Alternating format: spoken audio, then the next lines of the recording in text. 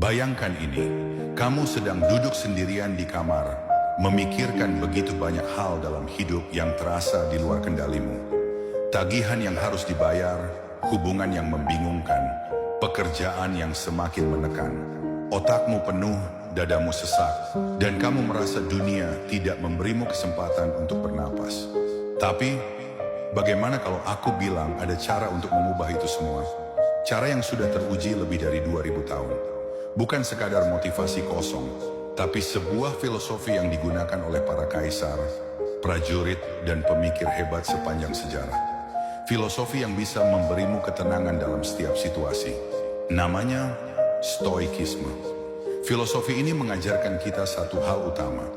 Kita tidak bisa mengendalikan dunia, tapi kita bisa mengendalikan cara kita bereaksi terhadapnya. Sound simple? Tapi kalau dipraktikkan, ini bisa mengubah hidupmu sepenuhnya. Coba pikir, berapa kali kamu merasa marah karena seseorang berkata sesuatu yang menyakitkan, atau kecewa karena ekspektasimu tidak terpenuhi? Dalam Stoikisme, ada satu konsep dasar yang harus kita pahami. Ada hal yang bisa kita kendalikan dan ada hal yang tidak. Perasaan orang lain, keputusan bosmu, atau bahkan cuaca di luar, semua itu berada di luar kendalimu. Tapi bagaimana kamu meresponsnya? Itu sepenuhnya milikmu. Kita ambil contoh Marcus Aurelius, seorang kaisar Romawi yang hidup dalam tekanan besar. Dia menghadapi perang, pengkhianatan, bahkan kehilangan orang-orang terdekatnya. Tapi dia tetap tenang. Mengapa? Karena dia memahami prinsip stoik ini. Kendalikan dirimu, bukan dunia di sekitarmu. Dia menulis dalam jurnalnya, jika kamu terganggu oleh sesuatu di luar dirimu, itu bukan hal itu yang mengganggumu, tapi caramu menilai hal itu. Dengan kata lain, penderitaanmu berasal dari pikiranmu sendiri, bukan dari dunia luar. Sekarang bayangkan kamu berada di tengah kemacetan. Mobil-mobil membunyikan klakson, orang-orang memotong jalur, dan amarahmu mulai naik. Tapi tunggu sebentar, apa yang bisa kamu kendalikan di sini? Kamu tidak bisa membuat jalanan tiba-tiba kosong. Kamu tidak bisa mengubah cara orang lain mengemudi. Tapi kamu bisa memilih untuk tetap tenang, menarik napas dalam-dalam, dan menikmati perjalanan tanpa harus terseret ke dalam kemarahan yang tidak perlu. Ini adalah praktik stoik yang nyata. Tapi bagaimana cara kita melatih ini dalam kehidupan sehari-hari? Ada beberapa metode yang bisa langsung kamu coba. Pertama, jurnal stoik.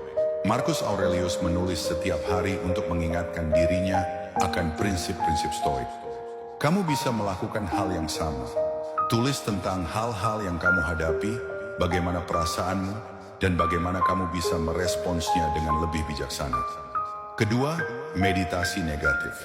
Ini terdengar aneh, tapi sangat efektif.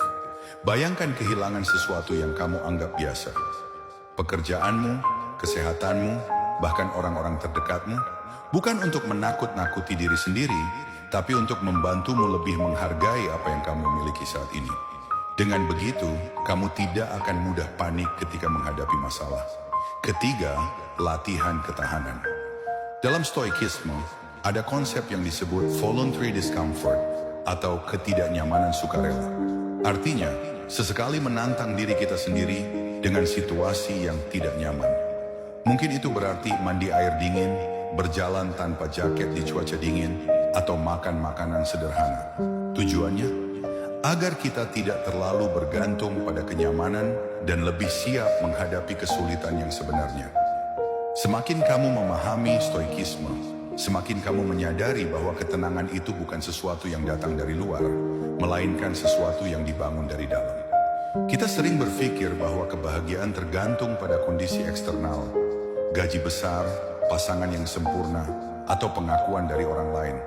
Tapi dalam stoikisme, kebahagiaan sejati berasal dari bagaimana kita memandang dunia, bukan dari apa yang terjadi di dunia itu sendiri. Jadi apakah kamu siap untuk mengambil kendali atas hidupmu?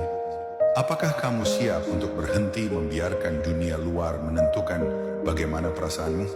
Jika ya, mulai hari ini, coba lakukan satu hal. Saat sesuatu yang buruk terjadi, tanyakan pada dirimu sendiri, apakah ini berada dalam kendaliku? Jika tidak, lepaskan. Jika ya, hadapi dengan kepala dingin.